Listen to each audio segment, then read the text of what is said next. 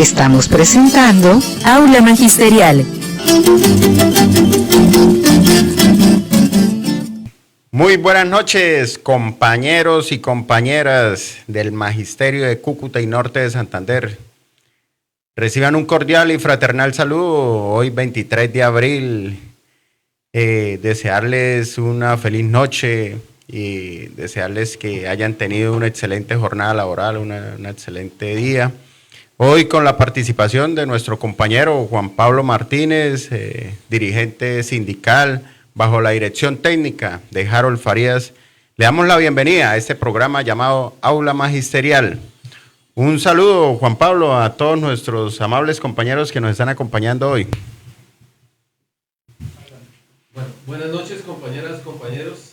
Espero que se encuentren muy bien por acá, con ganas de compartir este espacio del Magisterio Norte Santanderiano, con temas de análisis, de coyuntura, en lo educativo, en lo sindical, en lo político y en lo pedagógico. Muy bien, Juan Pablo. Bueno, compañeros y compañeras, hoy vamos a tener 3 temas fundamentales en el programa de hoy. Hoy vamos a hablar las nuevas exigencias y acuerdos que se firmaron entre la Junta Directiva de FECODE y la Fiduprevisora en materia de salud. ¿Qué ocurrió? Los acontecimientos, las últimas decisiones que tomó la Junta Nacional y el Plenario Nacional. Y por último vamos a tocar el tema de la reforma al decreto 3020, que muchos maestros a veces diariamente nos escriben, nos dicen cuáles son las diferentes situaciones que los acongojan y que viven en cada una de las instituciones educativas, dentro del aula, la cantidad de estudiantes, las diversas situaciones que padecemos en el aula y que sin duda alguna nosotros como docentes, como directivos, y los directivos también pues se sienten muchas veces presionados por esa normativa, por ese tipo de reglamentación y desconociendo, ¿no? Esto es una ley, un decreto que salió en el 2002, donde regula la relación de estudiantes por salón, donde regula la planta de estudiantes, la planta de docentes de acuerdo a la cantidad de estudiantes que hayan en la institución educativa. Entonces sí es de suma relevancia y quizás en el nuevo gobierno esperemos que se den las oportunidades para poder llevar a feliz término esta reforma del decreto 3020 que ahorita por la cantidad de la baja natalidad que hay en Colombia, pues también eso está variando y en muchas instituciones pues se está presentando que los directivos docentes entregan a los maestros. ¿Por qué? Porque la norma, porque la ley, porque las secretarías de educación, los entes territoriales toman de manera globalizada. Pueden haber en un salón, en cierto momento pueden haber 45 estudiantes, pero resulta que eso es el complemento de otro salón en otra institución educativa que puede tener 15 estudiantes. Entonces, de esa manera es importante hacer este análisis y esta reflexión. Bueno, Juan Pablo, hablemos de las nuevas exigencias o los acuerdos que se firmaron en materia de salud con FECODE. De acuerdo a lo que se ha celebrado, esas reuniones que sin duda alguna, pues también tener en cuenta, ¿no?, que había una comisión importante que íbamos a viajar para Bogotá para hacer ese plantón, esa exigencia directamente a la Fiduprevisora, nosotros como Norte de Santander, como Magisterio cucuteño y norte santanderiano, pero pues lamentablemente se han presentado una serie de inconvenientes, Juan Pablo, y eso pues ha impedido ese tipo de exigencia a la Fiduprevisora, porque si no alzamos la voz, si no vamos y hablamos y no gritamos y no se firman unos acuerdos donde realmente se vean plasmados las necesidades que tenemos nosotros aquí en la región. Muchos maestros se siguen quejando con el tema de las citas, con el tema de que la IPS ya no le presta el servicio porque ya no tiene contrato, no le han pagado. Entonces, todo ese tipo de inconvenientes, sin duda alguna, se ha profundizado en esa problemática en el tema de salud y hoy en día, pues el magisterio norte santanderiano está pasando por una crisis bastante lamentable. Cuéntenos, Juan Pablo. Bueno, buenas noches. Antes que todo, les invito a que nos ayuden compartiendo el link en los distintos grupos del magisterio para que se nos unan muchos más compañeros a esta transmisión como suelen ser de costumbre. Bueno, aquí tengo tres aspectos como apuntados que a mí me parecen de una relevancia mayúscula. Dejar de utilizar el nombre de FOMAT por parte de la fiduprevisora, porque es que le están colocando el nombre de nuestra cuenta, que es la cuenta creada con la ley 91 del 89 para depositar los dineros para prestaciones sociales, salud, pensiones,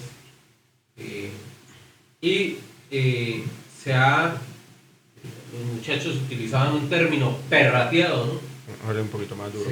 Se ha desvirtuado el nombre de FOMAC, colocándoselo. Yo recuerdo por aquí cuando estaba esta farmacia, FOMAC colocó, y eso era un dispensario de una empresa privada y rayándonos el nombre, pero también en las distintas oficinas a lo largo y ancho del país. Entonces dice oficina del FOMAT, tiene que ir al FOMAT, no, tiene que ir a la fiduprevisora, que es una entidad del Estado que administra los fondos, precisamente los recursos de ese fondo, y que en este momento está actuando sin serlo como una especie de EPS, pero en la práctica más o menos como una EPS.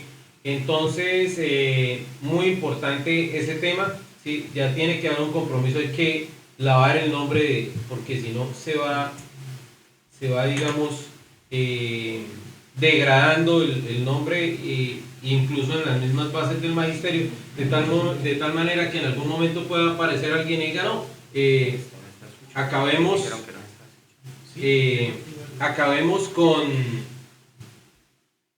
con el FOMAT, y porque es que le ha ido muy mal. No, la fiduprevisora, por eso las baterías de la protesta estaban contra la fiduprevisora, que es la encargada de administrar esos recursos. Otra cosa ahí es que ellos se comprometen a revisar los pagos de capital. Ahí está uno de los grandes problemas, porque no le están pagando a la fiduprevisora. No, la fiduprevisora no hace los pagos en tiempos. Entonces hay, por ejemplo, Sidin en Pamplona estaba como con 10 cápitas de deuda, otros con 8, con 7, con 12, pues es un montón de dinero que debe fluir hacia estas empresas para que a su vez se vea el servicio. Tienen que entrar a revisar también la parte de las auditorías. La auditoría que existía antes de IG, ya ahora hay una nueva auditoría, pero hay rezagos de pagos de EIG que también hay que actualizarse para que fluyan esos pagos. Eso está ahí. La revisión de las notas técnicas. Esto sobre todo cobró mucha vigencia después de octubre del año pasado. Antes no se hablaba de notas técnicas. ¿Qué son las notas técnicas? Entonces las notas técnicas van a impactar en otra cosa, que son las frecuencias de uso. Entonces tienen que entrar a revisar los CUTs, ¿sí?, que ofrece cada IPS de estas prestadora primaria, si sí se ajusta al nivel primario, no se ajusta, que sea una tarifa justa y de tal manera que, digamos, un servicio se pueda compensar con otro, y de esa manera destrabaría, por ejemplo, lo que está ocurriendo en norte de Santander y en Cúcuta particularmente, con el uso de laboratorios e imágenes diagnósticas.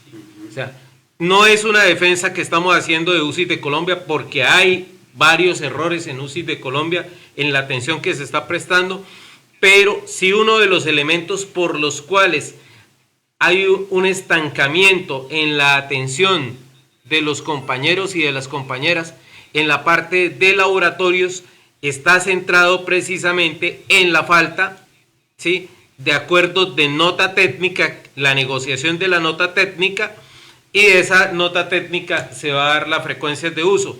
Hasta donde nos habían informado, no lo hemos corroborado tampoco, pero teníamos esa información, se había negociado nota técnica con Tibú y Sardinata, con el prestador de esa región. Faltaría negociar nota técnica con Pamplona, nota técnica con Ocaña, nota técnica con Cúcuta, que en Cúcuta es por 2, es decir, UCI de Colombia e Ecoimagen. Eso va a resolver mucho el problema, ¿sí? Entonces, notas técnicas, frecuencias de uso. Esos son algunos de los elementos. Hay un video, es bastante largo, son como cerca de 2 horas 10 minutos, que yo creo que deberíamos verlo todos los maestros, deberíamos verlo para hacernos a un panorama de cómo está la cosa. Ahora, John Jairo comentaba eso en cuanto a lo que hace la federación, pero John Jairo estaba comentando también de lo que hizo o de lo que viene haciendo Asinor. Entonces, hay una serie de trazabilidad. Hay algunos dirigentes que no les gusta la trazabilidad, sindicales, pero esa trazabilidad es importante porque ya nos ha dado respuesta. John Jairo conoce algunas también.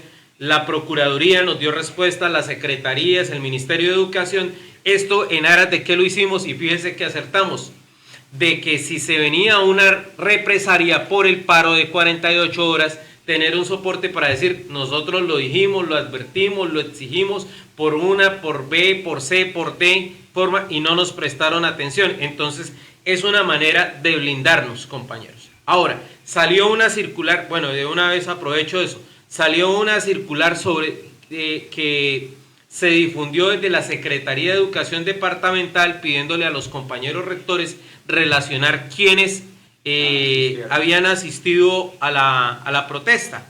Compañeros, no nos dejemos intimidar por eso. En el oficio del Ministerio de Educación dice que ahora, yo no comparto eso igual, ¿sí? Pero que habrá que recuperar actividades. Compañeros rectores, no vayan a plantear recuperar tiempos en ningún momento, porque ellos tienen que respetar la protesta social. Entonces, ¿qué es recuperar actividades? Entonces miramos cómo dejamos un taller para la temática que se debía abordar ese día con los muchachos, digamos, compensarla. Entonces no comencemos a inventarnos de que es que tienen que venir un sábado, porque además si los hacen ir un sábado, colóquenlo por escrito para que asuman los riesgos laborales que no están incluidos, o un lunes festivo o demás. Entonces no nos inventemos recuperaciones que aún no se han dado. Igual Asinor colocó en conocimiento de FECODE, de las mismas secretarías de educación de Cúcuta, del Ministerio de Educación, que no estamos conformes con esa circular, y lo expresamos porque no debe ser así.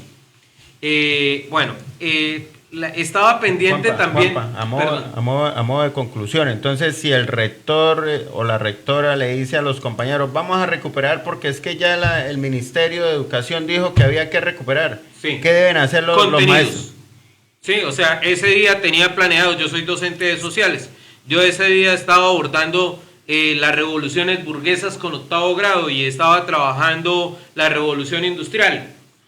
Entonces envió un taller sobre la revolución industrial y con eso, digamos, compenso lo que iba a abordar en la clase. Miro cómo compenso, pero no le vayan a permitir, no permitan, no hay una orientación al respecto de citar a clases en una jornada que vamos a citar entonces un lunes, que vamos a citar un sábado. No, eso no, en ninguna parte se ha dado esa indicación, no lo vayan a permitir. Y si lo hacen, que lo hagan por escrito. Que lo hagan por escrito, nos notifican a nosotros, por favor, le envíen, que nos notifican a nosotros de que el rector pasó eso, nosotros le notificaremos a la Secretaría de Educación, al Ministerio del Trabajo, que es garante, y a él se le ofició de por qué habíamos llegado a ese punto. Bueno, igual ese tipo de acciones es repudiable. O sea, que la protesta social no tiene, o sea, nosotros hemos recuperado tiempos cuando hay una afectación al calendario académico, y cuando hay una afectación al calendario académico,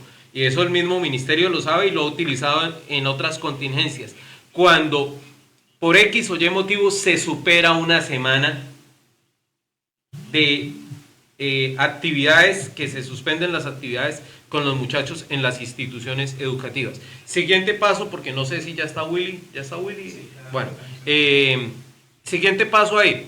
Asinor tenía el compromiso desde la Asamblea de Delegados de adelantar el paro de 48 horas, o sea, 24 horas más que el de la Federación, que nos fusionamos para que fuera de 48, y era la toma de la fiduprevisora en Bogotá.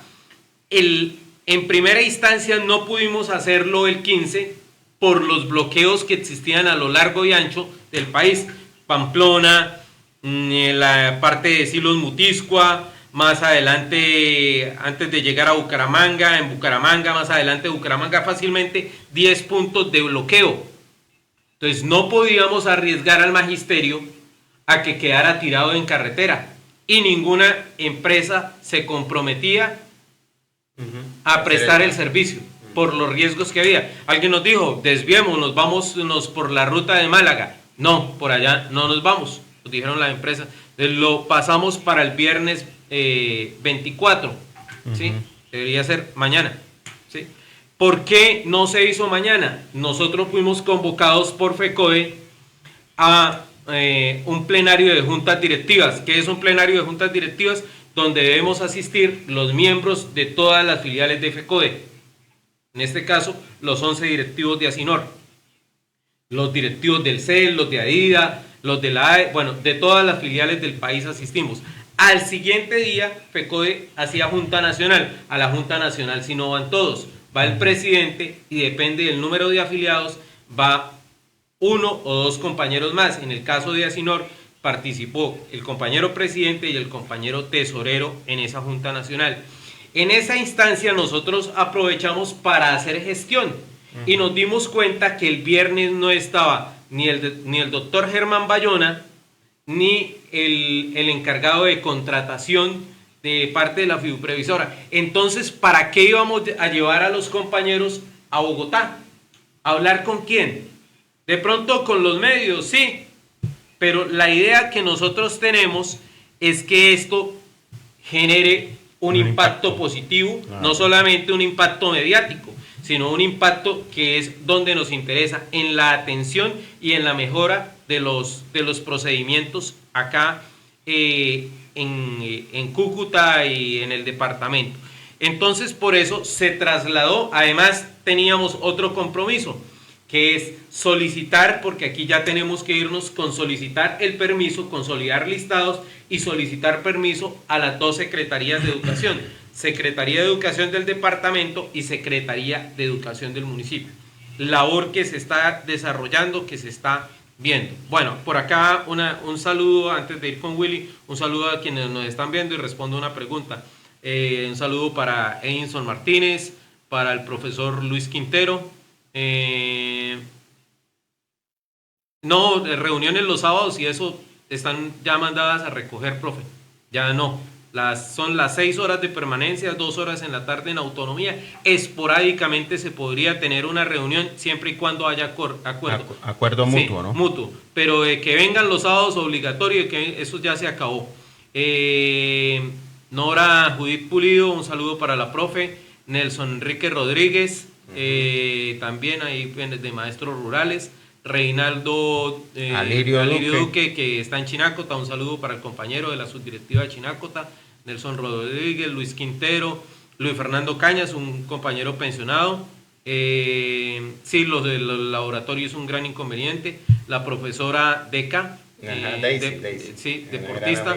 El compañero Franklin Albeiro Gómez del San Francisco de Sales. La profesora Nayibe Contreras. Lady Ladino. Nuestra compañera Lady Ladino, delegada. El profesor Luis Alfonso Agudelo, líder del municipio de Lourdes. Andrea Carolina Gaitán, activista, muy bien, gracias a Andreita por su trabajo los días del paro, muy comprometida allá al frente del megáfono.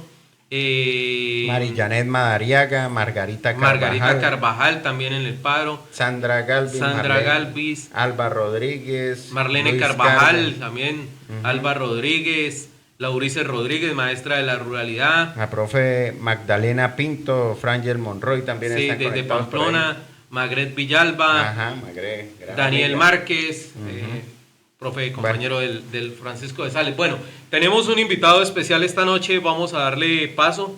Willy Carmona es un compañero ejecutivo de la Federación Colombiana de Trabajadores de la Educación, es, digamos, de las nuevas generaciones de la Federación, de las nuevas generaciones sindicales, también maestro del 1278, y estuvimos hablando en Bogotá. Él hizo una presentación muy interesante en el plenario nacional, en su informe acerca de un decreto muy importante que mencionaba John Jairo hace rato, que es el 3020, en el cual se han basado, digamos, para sobrepoblar las aulas, fusionar grupos, más cuando la federación y el gobierno acordaron el año pasado el decreto 0277. Entonces la excusa para no hacer ajustes ha sido el 3020. Buenas noches, Willy, bienvenido a Aula Magisterial, y recibo un saludo caluroso de parte de nuestro equipo Alianza Magisterial Norte de Santander. Bueno, muy buenas noches, compañeros, compañeras, ¿me escuchan, me ven? Sí lo escuchamos, de pronto un poquito más fuerte. Y no lo vemos. Y la cámara, ya, ahora sí. Ok, Ahora sí. entonces ahora sí me escuchan y me ven. Bueno, reciban un fraternal y combativo saludo por parte del Comité Ejecutivo de FECODE y de quien les habla Willy Carmona. Entiendo que vamos a hablar básicamente del 3020, ¿cierto, compañero Juan Pablo? Algún comentario que ustedes nos tengan, porque acá hay mucha audiencia del 1278 acerca del concurso docente de ascenso y reubicación, tanto lo que viene de la cohorte pasada como la nueva proyección, Willy. Bueno, frente al concurso de ascenso y reubicación, decirle al magisterio del 1278 que dentro de los acuerdos del 2023 pactamos con el gobierno nacional hasta 126.000 movimientos que se dividían en dos cohortes. Una primera cohorte donde se presentaron 103.000 compañeros y compañeras, de los cuales aprobaron 80.700, es decir, un 77.54% de los compañeros que se presentaron, pues tuvieron su movimiento, ya sea de ascenso o de reubicación. Esta cohorte tuvo una discusión previa en la mesa técnica con el diseño del tipo de instrumentos que se tendrían que aplicar. En este sentido, yo quiero aclarar que fue importante el diseño de estas dos cohortes, porque lo que hicimos fue introducir variables que le quitaran peso al instrumento que tenía preponderancia en la valoración. Me explico. En las pruebas escritas del 2010 al 2014, pruebas de competencias, y en el video 2015-2018, el instrumento principal de medición de la práctica pedagógica tenía un peso muy elevado, del 80%. Es decir, la valoración no solo tiene que ver con el porcentaje para pasar, sino que también el instrumento en la medición de las habilidades y destrezas era muy elevado. Lo que quiero decir es que nosotros en la negociación planteamos que la prueba pedagógica escrita para estas dos cohortes tuviera un peso de 45%. ¿Me están escuchando? Sí, Willy. Es que creo que se fue la imagen. La imagen. ¿Sí? Sí, no. Pero lo escuchamos. Perfecto. Entonces lo que hicimos fue darle al diseño del proceso de ascenso y reubicación diferentes variables para quitarle peso a la prueba y que el ascenso no dependiera únicamente de una prueba escrita. Nosotros creemos que esto fue un acierto porque aparecen instrumentos independientes de la prueba, como por ejemplo el tiempo de vinculación, es decir, la experiencia laboral, que fue una de las variables que se puntuó. Aparece, por ejemplo, el número de movimientos, entre menos movimientos más puntaje, y aparece el tema de la ubicación de la planta, de la vacante de la plaza del docente, que creemos que también fue importante porque le dio mayores valores diferenciados a la gente que está en zonas rurales y zonas rurales dispersas. Logramos además que la autoevaluación, que tenía un puntaje de 5 porcentualmente, pues realmente fuera una autoevaluación y una prueba de carácter psicométrico. Es decir, que la prueba solo valía el 45% y los otros instrumentos valían el 45%. Nosotros tenemos ahí unos resultados que nos entregó la Universidad de Antioquia, donde se demuestra que de todos los movimientos, como nunca antes en la historia, hubo una movilidad importante en el escalafón de docentes de zonas rurales y zonas rurales dispersas, que era una falencia de los anteriores instrumentos, porque tanto la prueba escrita como el video habían privilegiado los movimientos en las grandes ciudades capitales y las ciudades intermedias. En la segunda cohorte, que estamos en todo el proceso de reconocimiento ya de los actos administrativos de ascenso y reubicación, que precisamente el 27 de abril se cumple ese mes, que está dentro del cronograma para quienes no presentaron reclamación y que lleguen a través de los canales institucionales los actos administrativos para el reconocimiento del movimiento. En esta segunda cohorte se presentaron 36.000 compañeros, de los cuales aprobaron aproximadamente 25.500. Luego de hacer el cruce de las dos cohortes, compañeros y compañeras del 1278, se presentaron 117.820 y aprobaron más de 107.000, es decir, los porcentajes dicen que el 91% de quienes se presentaron tuvieron el movimiento. Esto significa que 9 de cada 10 personas que se presentaron ya sea en la primera o segunda cohorte tuvieron ese movimiento. Lamentablemente tenemos un grupo de 8.504 docentes que no aprobaron la primera cohorte ni la segunda. Allí hay más o menos 5.500 que no aprobaron ninguna de las dos, es decir, no aprobaron la cohorte 1 y no aprobaron la cohorte 2. ¿Qué viene? Lo primero, un balance muy positivo, 107.000 movimientos. Casi que estos dos convocatorias suman más que la totalidad de movimientos de las 8 aplicaciones anteriores, y eso sin discusión es porque tenemos un gobierno de carácter progresista que en medio del acuerdo reconoció que durante el gobierno de Duque se congeló el escalafón y que hicieron un esfuerzo fiscal muy importante, porque estos 107.000 movimientos tienen un impacto que pueden superar los 4 billones de pesos.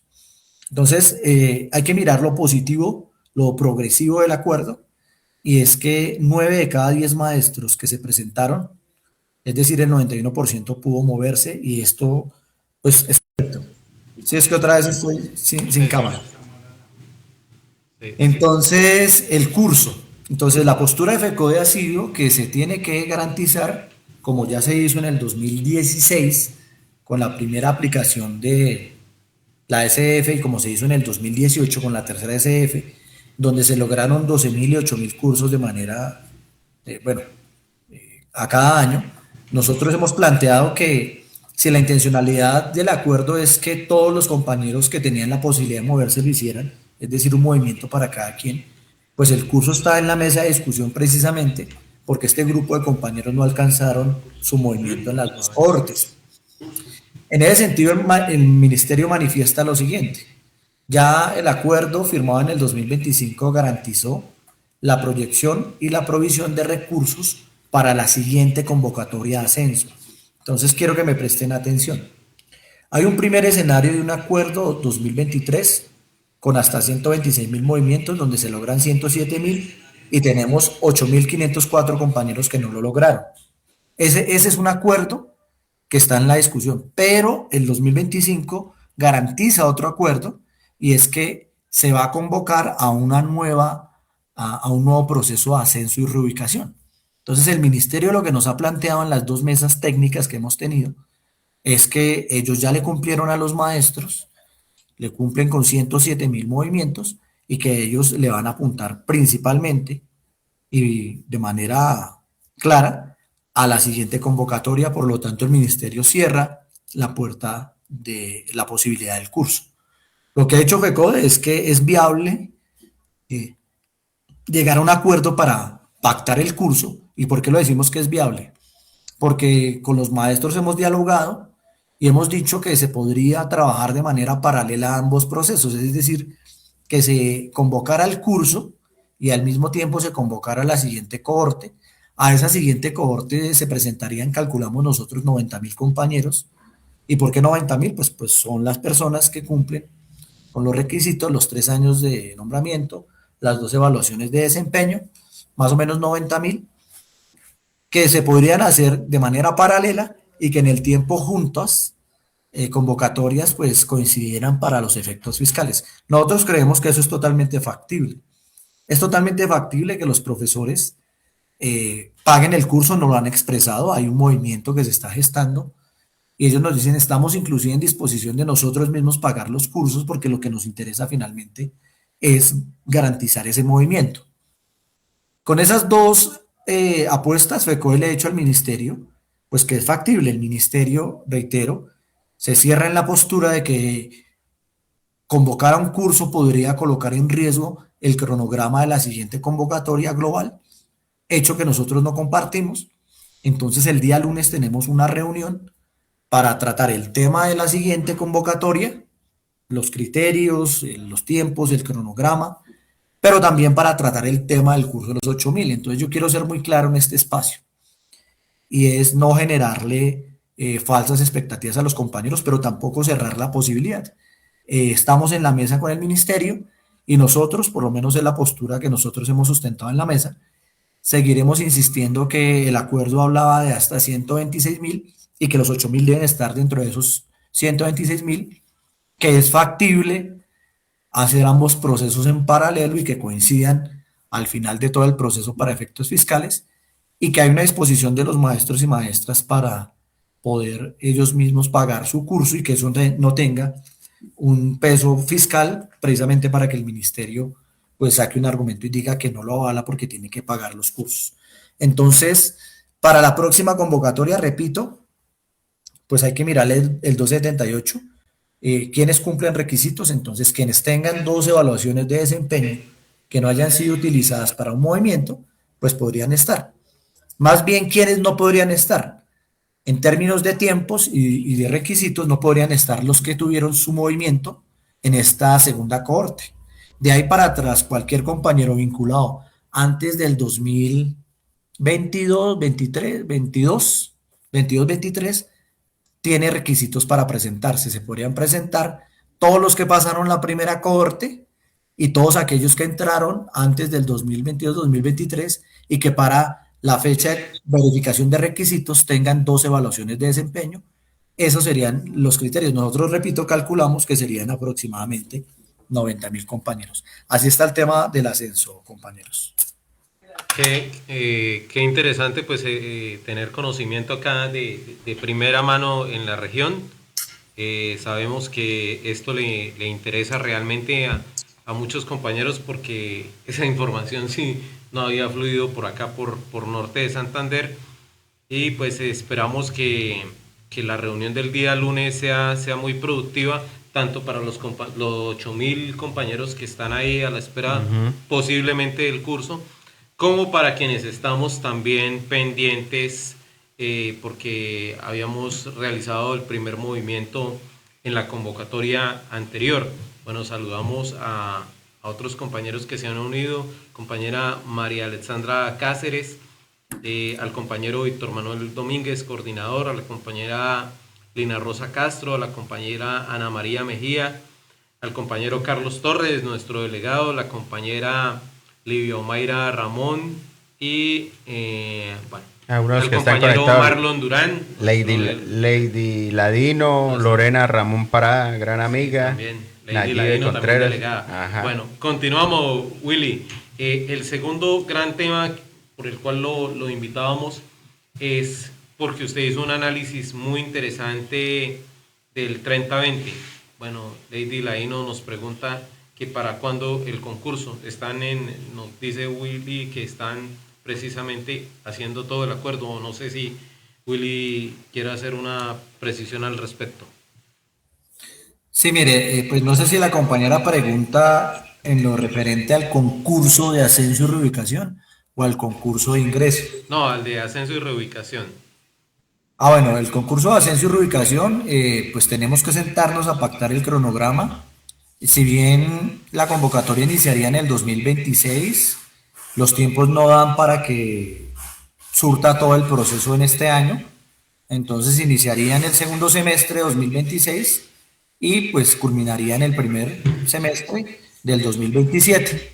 ¿Sí? Ustedes, los que ya se han presentado alguna vez y particularmente en las 2 últimas cohortes que hubo muchísima información por redes, yo creo que las redes en este escenario han sido importantes porque pues difícilmente un maestro que medianamente tenga redes no se entere de lo que está pasando. Lo digo en clave de que ambas convocatorias tuvieron una difusión por redes muy amplia, entonces la gente pues tiene claro los tiempos, ¿no? Me gustaría aquí hacer una salvedad y es que desde ya la gente haga un esfuerzo por comprender las dinámicas de la negociación y de los procesos. ¿Por qué lo digo? Porque de vez en vez en las redes nos crucifican a los ejecutivos de FECODEC porque, digamos, los tiempos no se cumplen de acuerdo como se habían pactado. Esto está mediado por procesos de carácter administrativo. Me explico. Recuerden que cuando iniciamos la primera convocatoria y pactamos un cronograma, ese cronograma se tuvo que modificar 2 veces por incumplimiento del Ministerio de Educación Nacional, pero el maestro eso no lo traduce como un incumplimiento administrativo de la patronal, sino que automáticamente pues culpa a la federación. La federación no tiene incidencia en los manejos administrativos. Lo que nosotros hacemos es presionar para que se cumplan los acuerdos. Lo que estoy diciendo es que nosotros vamos a presionar para que el ministerio efectivamente inicie el proceso de convocatoria en el segundo semestre. ¿Sí? Puede pasar que el ministerio, recuerden que hay cambio de gobierno, hay equipo de empalme, no tenemos certeza, ojalá continúe el progresismo, a eso le estamos apostando de manera dura con Iván Cepeda y de Quilcue, pero pueden pasar muchas cosas y puede suceder entonces que si nosotros pactamos un cronograma que inicie en agosto, sería el acuerdo, o en septiembre, alguna situación administrativa inicia el proceso en noviembre y eso automáticamente empieza a correr el cronograma, pero lo que nosotros tenemos claro para responderle a la compañera es que la convocatoria 2026 tendrá que iniciarse formalmente en el segundo semestre para que tenga finalización en el primer semestre del 2027. Muchísimas gracias por esa información. En cuanto al segundo tema, voy a permitirme hacer como una introducción, Willy. Sin lugar a dudas, el decreto 3020,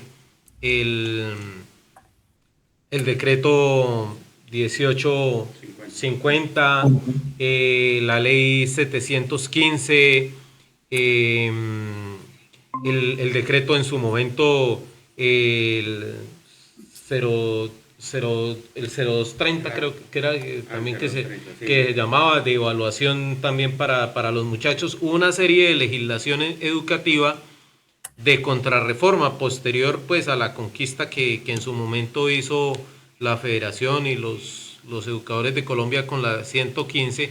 Hubo toda una serie de legislación educativa de contrarreforma. Ese decreto 3020 es uno de ellos. El año pasado ustedes con el trabajo sindical y de negociación alinearon, yo lo he visto de esa manera gráfica, una rueda del carro. ¿Sí? Al hacer la modificación del 1850 y lograr el 0277, pero queda una rueda por alinear. Dos. ¿Sí? La primera ya, digamos, ya le hicieron algunos de los cambios necesarios, pero ese 3020 que colocó un piso, pero no colocó techo, sigue siendo la excusa para las secretarías de educación, incluso estar a estas alturas fusionando cursos. Por acá en Norte de Santander se está en eso, haciendo estudios de planta de personal. En este momento, pues, aparte del impacto de la demografía, que es en todo el país, la tasa de natalidad, que sé que es uno de los aspectos que usted va a abordar, Willy. Acá en frontera tenemos otro elemento, que es por la dinámica propia de la política en nuestra hermana República de Venezuela, muchos hermanos venezolanos retornaron con sus familias. Entonces hay colegios que perdieron 50 estudiantes, 100 estudiantes, 150 estudiantes, y fácilmente estamos hablando de miles de estudiantes, tanto en la Secretaría de Educación del municipio como en la Secretaría de Educación del departamento.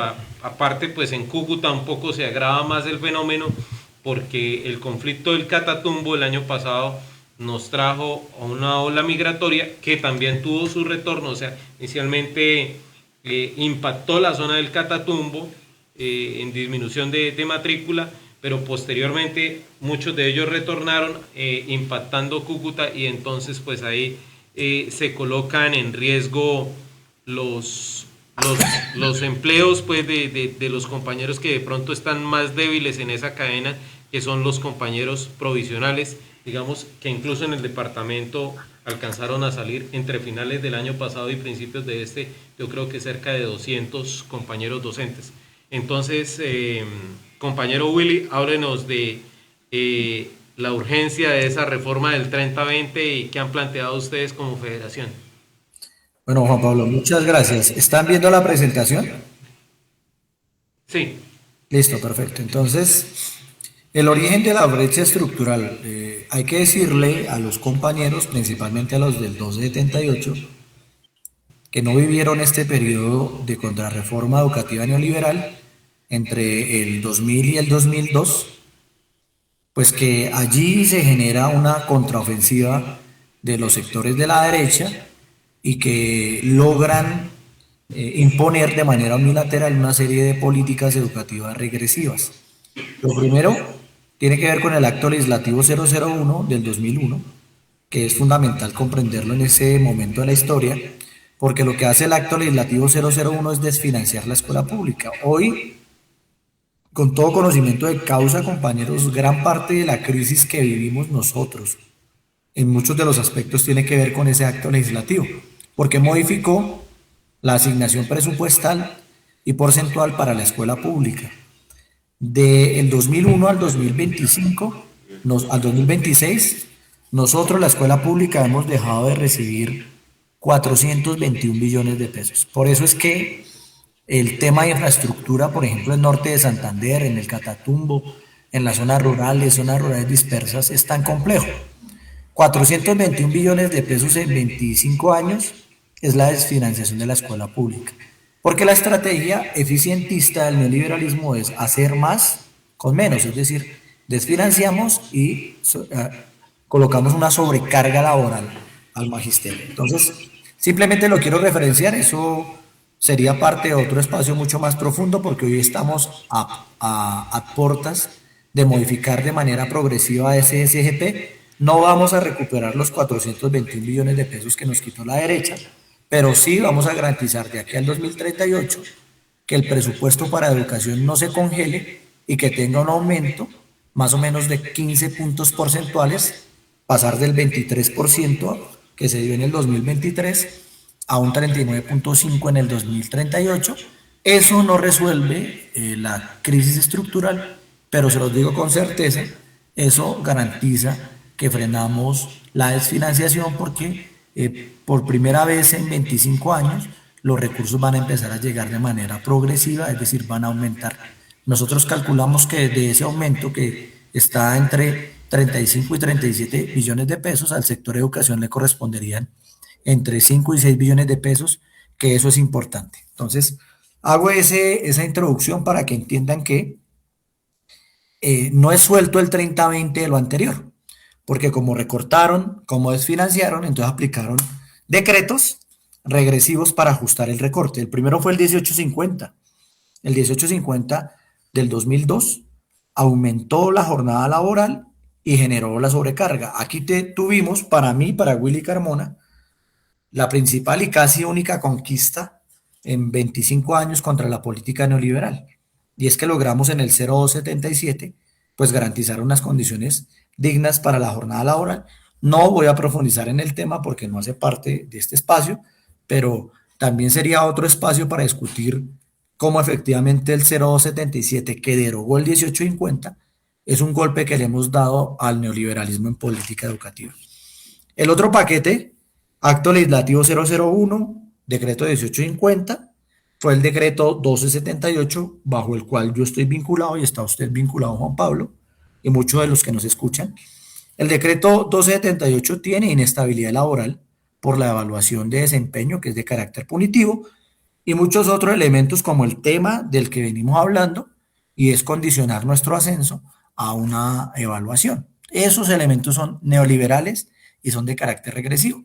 Y dentro del paquete está el 30-20 del 2002 que congeló las relaciones técnicas estudiante-docente. El resultado es que nos pusieron a nosotros, a la escuela pública, a asumir el costo de la racionalización del gasto estatal. Cambio la diapositiva, disculpen. ¿Se está moviendo ahí? Aló. ¿Sí? Sí, ¿Se mueve sí. el PowerPoint? Gracias. Listo. Entonces, la discusión es la forma como se diseñó el 30-20. Es decir, si los compañeros quieren buscar la génesis, el origen del hacinamiento, está en el diseño del 30-20. ¿Por qué? Porque el 30-20 estableció unos mínimos para sostener un grupo y no fijó límites máximos. Lo que hizo fue penalizar la escuela pública y generó aulas insostenibles. ¿Por qué? Porque el 30-20 dice mínimo 22 en zonas rurales, mínimo 32 en zonas urbanas. Aquellas aulas que no alcancen una matrícula de esos mínimos serán cerradas. No hay techo, es decir, si ponen un mínimo, pero no ponen un techo, entonces usted puede tener 35, 40, 45, hay entidades territoriales hoy, 2026, caso Soacha, Cundinamarca, caso Soledad Atlántico, donde tenemos grupos de 60 estudiantes en secundaria. Entonces, es un modelo insostenible porque lo que genera es una relación técnica que castiga a la escuela que no logre una matrícula con ese mínimo, pero que de paso, al cerrar un grupo, lo que se genera es hacinamiento en otro porque a esos estudiantes no los trasladan a otra institución, sino que los redistribuyen en los mismos cursos que quedan. Entonces, si una escuela no alcanza el piso, es decir, el mínimo, el sistema cierra el grupo y se pierde esa vacante, pues generando lo que hemos denominado el docente excedente. Entonces, el profe la tiene clara porque entiende que en Colombia el número de docentes se calcula por el número de grupos. A eso se le denomina parámetro. Y el número de grupos se constituye de acuerdo a la matrícula. Ahí está lo que hemos dicho, el defecto en el diseño, porque condicionan la planta docente al número de grupos y el número de grupos lo condicionan a un decreto que tiene un error de diseño premeditado porque es de carácter neoliberal. Siguiente. Nosotros en este análisis, que fue parte de la sustentación que hemos venido haciendo en la mesa técnica, tomamos un documento de la OCDE, el último documento, que es del 2025, es decir, está calientico, donde la OCDE hace un análisis de las 36 economías que pertenecen a la OCDE. Recuerde que uno de los últimos legados de Duque en su segundo gobierno fue meter a Colombia a la OCDE. Y no nos metieron precisamente para que nuestra economía avance en términos, por ejemplo, de Producto Interno Bruto o de ingreso per cápita como lo hace el primer mundo. Nosotros consideramos que nuestro ingreso a la OCDE fue precisamente en el papel que nos colocaron, y es que somos una economía débil, y nos colocaron como satélite, como neocolonia, como una economía dependiente de las grandes potencias. Esa es mi lectura de nuestro papel en la OCDE. Es decir, no es para que Colombia se sienta orgullosa de hacer parte de la OCDE, porque la OCDE tiene las economías más pujantes del planeta, sino que yo siento que nuestro papel ahí es precisamente para que las grandes potencias puedan explotar de manera sin mayor restricción, pues la débil economía colombiana y sobre todo nuestros recursos naturales. Entonces hacemos parte de la OCDE. Es decir, este estudio toma indicadores de Alemania, de Francia, de Suecia, de Inglaterra, de las potencias económicas y obviamente de las tres economías latinoamericanas direccionadas por el neoliberalismo que ingresaron a la OCDE, que son México, Chile y Colombia. Entonces, un primer punto para que los maestros lo tengan claro es que la OCDE ha hecho un esfuerzo, es una política de la OCDE, y suena raro, porque generalmente las políticas de los organismos multilaterales intentan quitar derechos, pero la OCDE lo ha hecho y es reducir la proporción de maestros por número de estudiantes. Entonces observen que entre el 2013 y el 2023 en su conjunto en la OCDE, la relación de número de maestros por estudiantes ha bajado de 15 a 13, es decir, en promedio, en los países de la OCDE hay un profesor por cada 13 estudiantes, pero ese es un promedio. Si ustedes miran la gráfica de la derecha, en Colombia, dependiendo del área, perdón, de la ubicación del aula, puede ser rural o urbana, el hacinamiento está, los promedios están mayores a 22 y mayores a 30. Es decir, mientras un profesor en Francia, por cada profesor en Francia hay 3 estudiantes, en Colombia hay por cada profesor 30 estudiantes, es decir, 2.5 veces más. Entonces, somos la economía más débil de la OCDE, pero nos piden resultados equivalentes a las grandes economías de la OCDE, teniendo nosotros aulas más pobladas. Y les pongo el siguiente ejemplo. Si hablamos comparativamente de economías débiles, pues México y Chile están muy cerca a nosotros. Y observen que en estos últimos 12 años, México redujo la relación en 24 y Chile la redujo en 5. Y Colombia es la única economía que tiene una tendencia dentro de la OCDE a aumentar esa proporción. Siguiente diapositiva. ¿Corrió?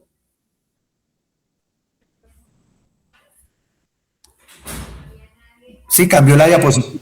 Sí. Gracias, listo. Entonces, mire, en preescolar y en primaria decimos nosotros hay una alerta roja, porque exigirnos los mismos resultados internacionales estadísticamente es inválido porque son variables que tienen contextos diferentes. Porque las condiciones de inicio en los modelos educativos son totalmente disímiles. Por ejemplo, si en esta conversa hay maestras de preescolar, observen que el promedio de niños por aula en preescolar de la OCDE es de 9. En Colombia, ese promedio puede superar los 25, los 27, es decir, una maestra de preescolar de Colombia tiene 3 veces más el número de estudiantes que una maestra en promedio de la OCDE. En primaria la situación es similar. El promedio en primaria de estudiantes de la OCDE, el promedio es de 14 estudiantes. En Colombia, en primaria, es mayor a 23, porque como es un promedio, se pondera las aulas rurales con las aulas urbanas. Si hiciéramos solo el análisis comparativo con aulas urbanas, el promedio en primaria puede superar los 30 a 32 estudiantes.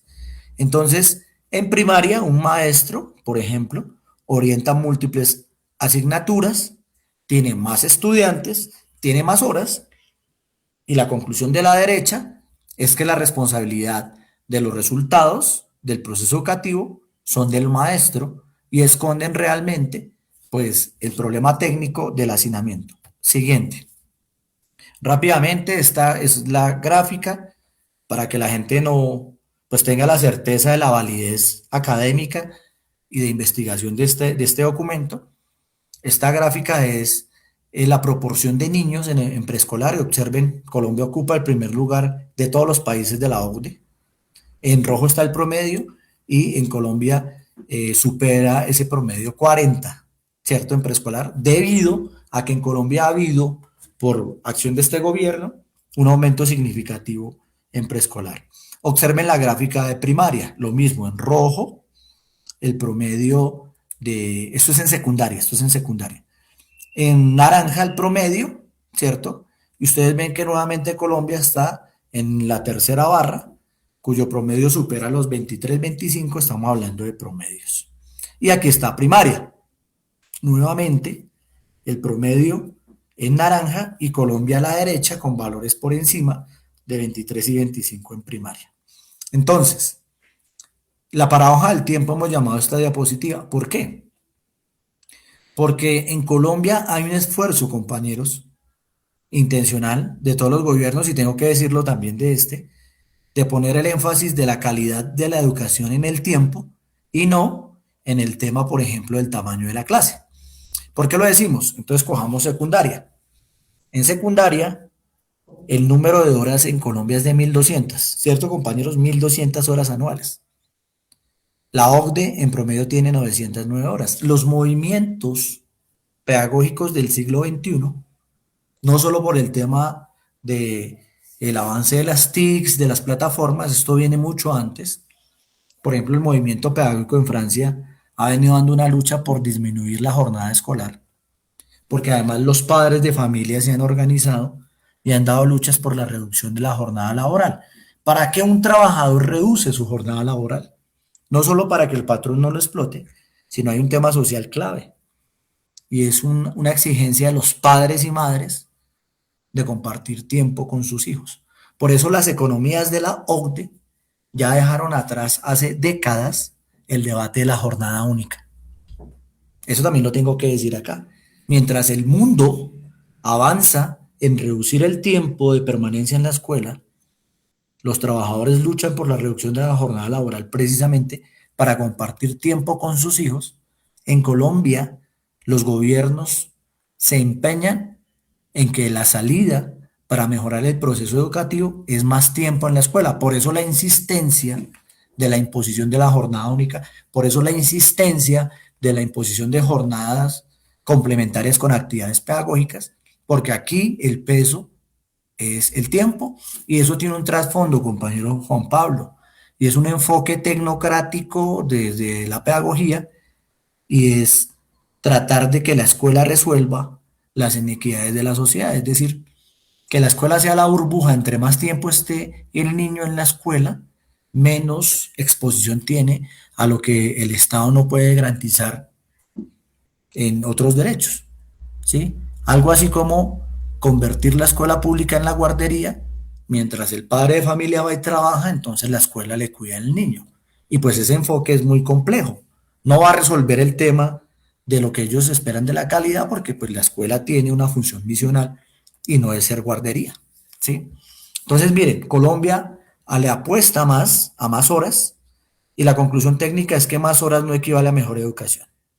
Si fuera así, Chile, perdón, que fue pionera en América Latina en jornada única, que el neoliberalismo le metió con todo a finales de la década del 90 y comienzos del siglo XXI la jornada única, y 25 años después, el balance es que la jornada única solo le alcanzó al modelo chileno para aumentar punto 2 o punto 3 en las pruebas censales. Más tiempo en la escuela no significa mejorar el proceso educativo y más cuando se hace con sobrecarga, ¿cierto?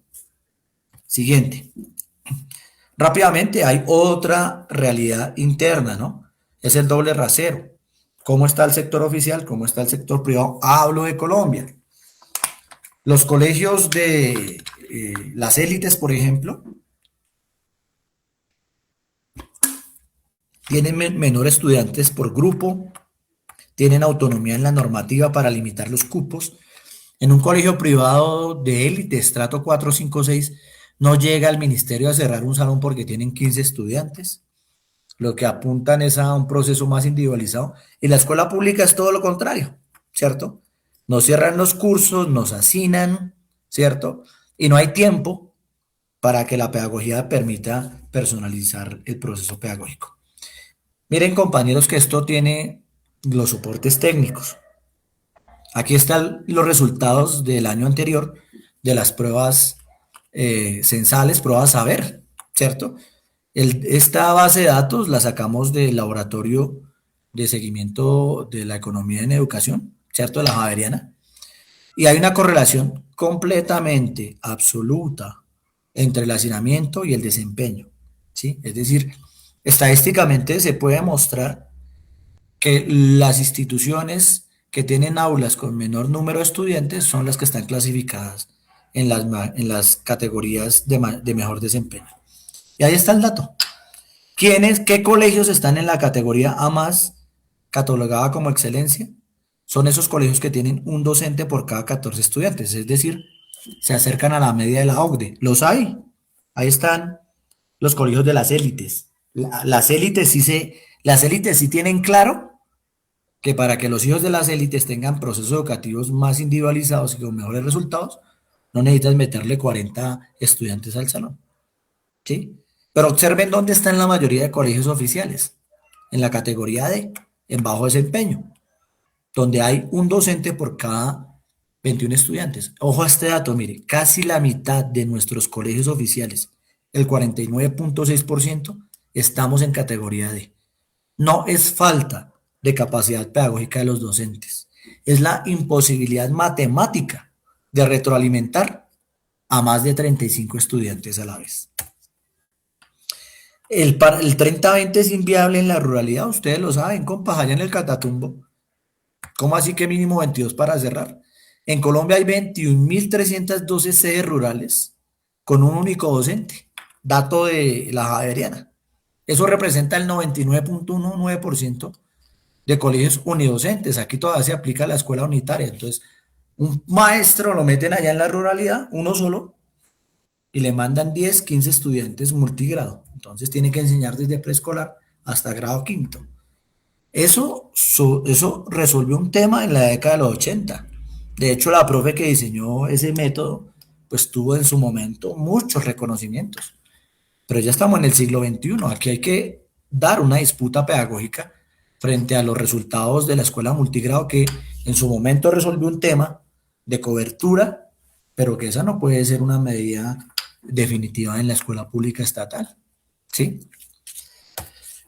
Entonces, ¿qué es lo que esconde la derecha y los tecnócratas? Las variables escondidas. Es sencillo, vea. Baja la matrícula por el criterio que usted quiera, migración interna, ¿cierto? Desplazamientos en las propias ciudades. Yo tengo 5 hijos, pagaba arriendo, tenía los niños en el colegio del frente, pero me compré una casita, entonces me trasladé de zona. Eso debilita la matrícula en la zona A, posiblemente fortalezca la zona B, pero la migración interna en las ciudades, eso no es una variable que se pueda controlar, se tiene que tener presente a la hora de valorar la matrícula. La migración externa, ustedes lo dijeron, en zonas de frontera, norte de Santander, parte del Cesar, Arauca, ¿cierto? El tema de la migración ha impactado porque la población venezolana, digamos, a un sector importante ha retornado, eso ha impactado la matrícula. Entonces, lo que se calcula, compañeros, y no lo digo yo, lo dicen las cifras, es que del 2019 al 2023 la escuela pública ha perdido 500.000 estudiantes en matrícula. Y se calcula por parte del DANE que la población de 0 a 4 años, la tasa de natalidad ha venido disminuyendo sustancialmente.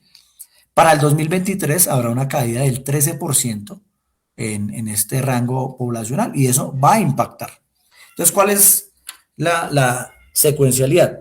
Baja la matrícula, baja la natalidad, perdón, cae la matrícula, no se alcanza el mínimo, se cierran las aulas, se suprimen las plazas docentes y se genera hacinamiento con baja calidad que se mantienen intactos porque no se ha tocado.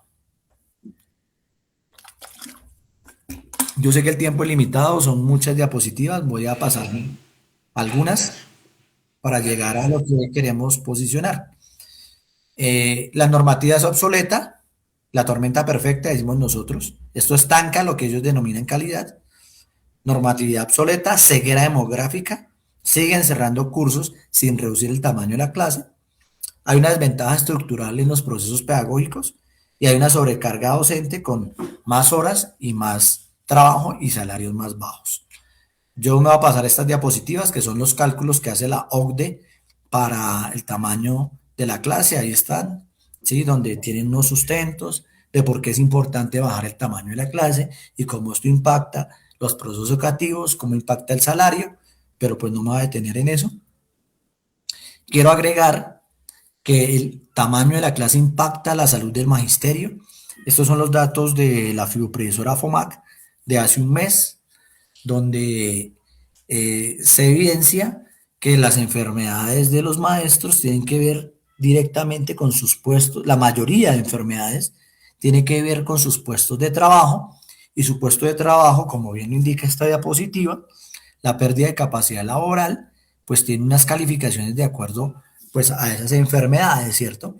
Y dentro de esas enfermedades nos llama la atención los diagnósticos de condiciones de salud frente al tema de la voz, ¿cierto? Según esta encuesta, síntomas severos de voz, 25.160 maestros, y en total 47.764. Aclarando pues que no todos los maestros diligenciaron la encuesta. ¿Mm? Sin embargo, es un impacto importante y obviamente entre más estudiantes usted tenga, pues obviamente el esfuerzo de la voz se amplía y pues esto tiene un impacto en la salud de los maestros. Lo mismo con el tema psicosocial, ¿cierto? Hay unos elementos de salud mental con, donde el mismo sistema de salud del trabajo entiende que una variable son los factores de aula, intramurales, intralaborales, y tiene que ver con los ambientes laborales. Entonces, los temas de salud mental también se han disparado. Ahí está el análisis psicosocial, depresión, ¿cierto? Ansiedad, inclusive elementos muy complejos de suicidio, y no es un número despreciable, también hay un valor supremamente elevado que supera los 47.000 maestros con algún tipo de situación psicosocial, y creemos nosotros pues que el tamaño de la clase también impacta este tema de salud. Cierro, esta es la propuesta de FECODE. Nosotros tenemos una mesa técnica que viene funcionando hace más de 2 años con el Ministerio de Educación Nacional. Estos datos es un preacuerdo, es decir, este ministerio progresista entiende el debate y ha pactado con nosotros avanzar en lo siguiente. Máximo 25 estudiantes en lo urbano, máximo. Observen que no ponemos un mínimo precisamente para evitar el tema del cierre. Un máximo. 25 estudiantes en lo urbano y 15 estudiantes en lo rural, ¿cierto? Pero además planteamos una diferenciación en el parámetro, 1 en preescolar, 1 en primaria, 1.5 en secundaria y 2 en educación media, ¿cierto? Pero además se plantea asignación de docentes de apoyo en áreas específicas desde preescolar, primaria, incluyendo secundaria, pues que tendrán una carga adicional para apoyar todo el proceso de inclusión. Esto es un preacuerdo.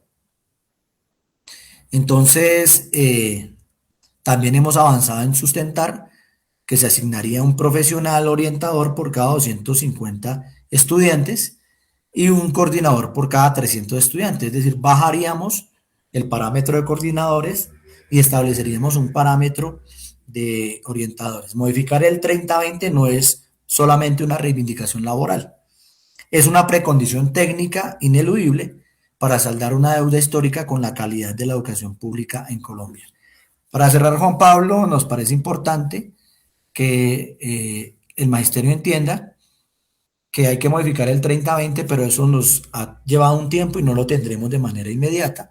Logramos sacar la circular 25 para la organización de las plantas docentes. Y allí está la circular 038 que dice que si un profesor no tiene carga completa de 22 horas, por ejemplo en secundaria, por alguna situación quedó con 14, 15, se puede completar su carga de 22 con proyectos transversales. Esto precisamente para salvaguardar la planta docente. Cierro haciéndoles un ejemplo didáctico, concreto, si lo queremos llamar así, y es que los maestros entiendan que todo lo anterior está atravesado por el tema presupuestal. Nosotros ya hicimos los cálculos. Si nosotros bajáramos la relación técnica a los datos que acabo de sustentar, se necesitarían nombrar más de 90.000 maestros en todo el país.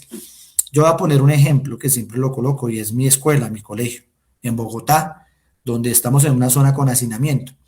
Ese colegio tiene 8 grados sextos, 8 sextos de 40 estudiantes.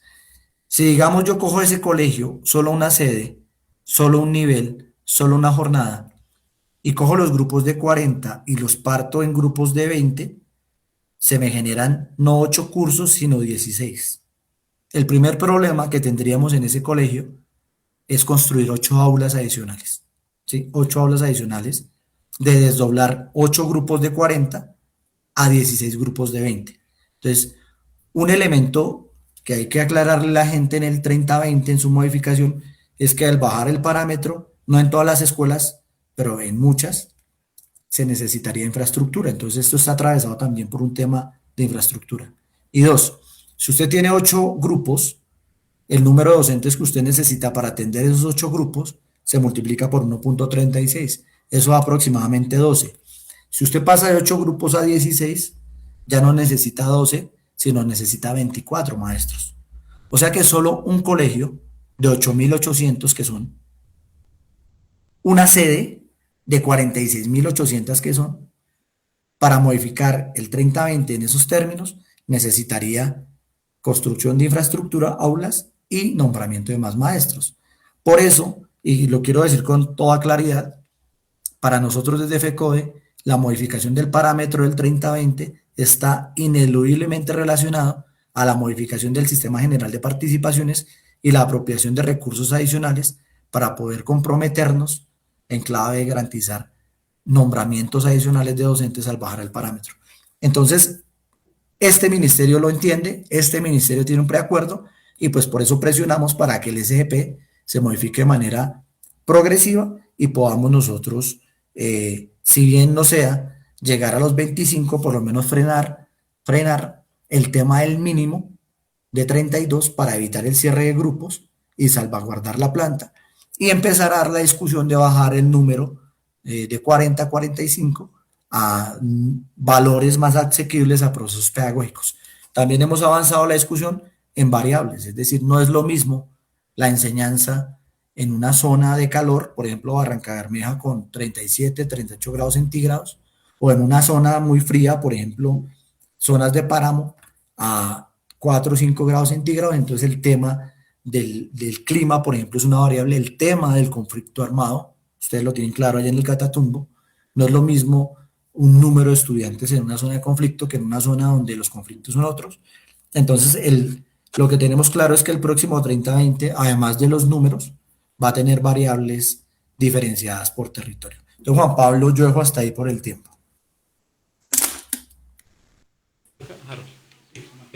Bueno, Willy, yo creo que muy completa realmente la exposición. Le agradecemos en nombre de Alianza, de los maestros de Norte de Santander. Y yo creo que los compañeros, acá hay una serie pues, de comentarios de ellos, porque de esto realmente muy poco se habla en la región. Quizás llegamos al genérico, ¿no? La reforma del 30-20, pero vemos que la propuesta realmente de FECODE sí tiene mucho soporte, está muy bien elaborada, con referentes incluso de la OCDE, con la afectación que tiene para la salud del magisterio. Yo le agradezco si nos puede compartir la presentación para también difundirla, que nos están pidiendo. Nosotros tenemos acá un grupo de difusión sindical, entonces los compañeros varios están interesados como en hacerle su análisis. Y esperamos, Willy, contar en próximos programas también para hablar de otros temas. Le cedo acá la palabra a mi compañero John Jairo. Recuerdo dos cositas acá, John Jairo. Me acordé cuando Willy hablaba de Gina Parodi, cuando fue ministra. Alguna de sus frases fue hacer que los maestros fueran los más taquilleros. Y sí, fuimos los más taquilleros, 50, 60 estudiantes por colegio. Willy, un cordial y fraternal saludo.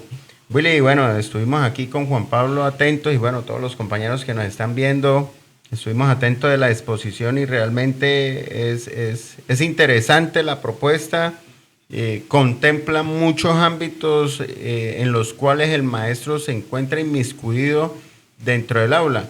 Y hay un elemento fundamental que afecta también la carga laboral de los maestros y son los proyectos, el proyecto PES, el proyecto PRAE.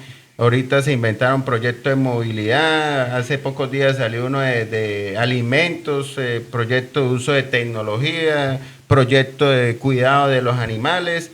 Y aunado a esto, Willy, hay un tema que también está afectando negativamente tanto la calidad, nuestras prácticas y la salud y la vida de los compañeros, que son aquellos niños con necesidades educativas que si bien está reglamentado, la ley nos obliga a que tenemos que atender a estos niños con necesidades educativas, pero esta ley está carente, está céfala de muchos elementos que deben acompañar ese derecho que tienen los estudiantes y que tienen los niños con necesidades educativas.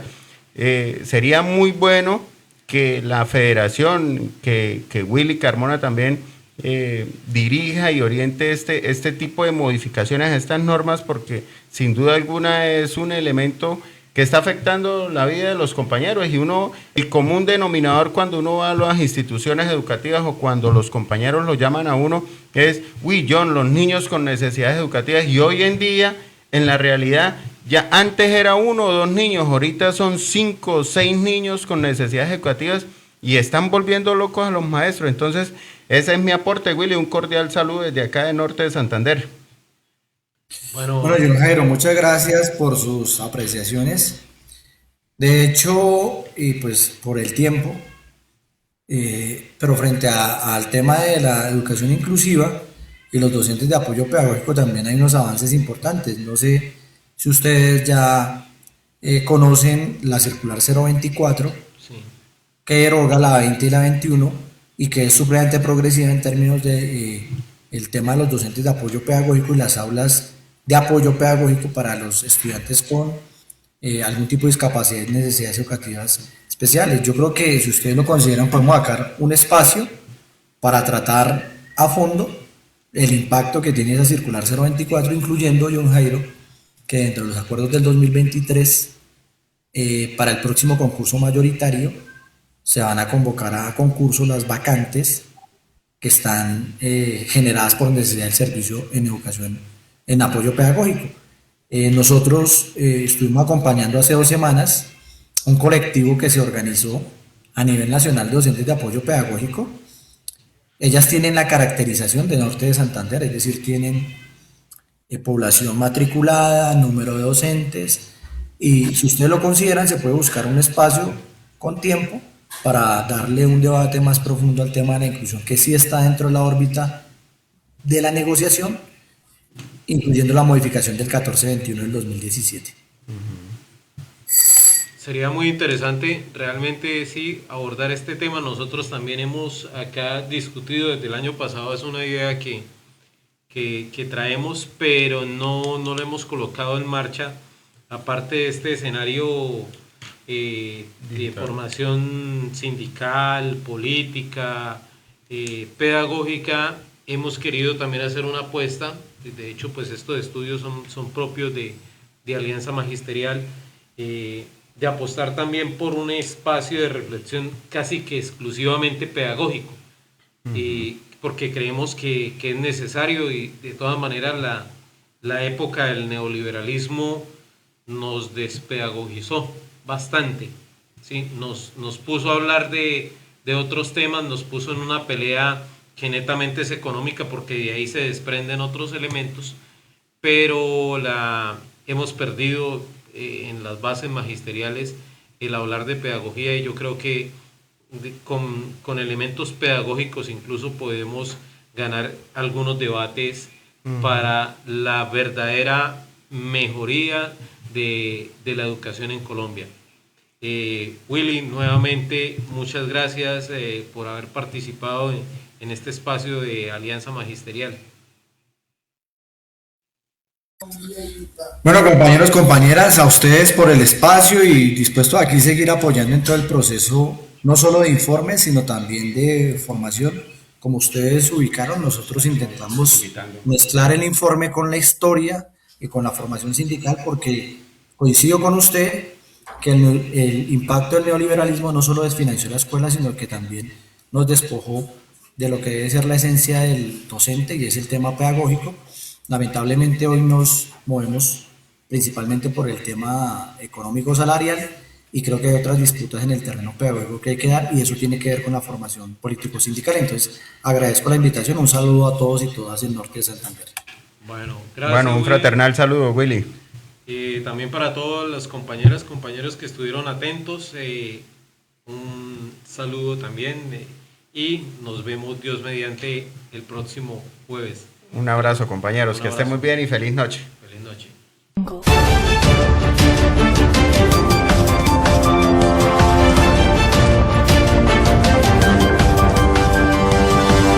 Gracias.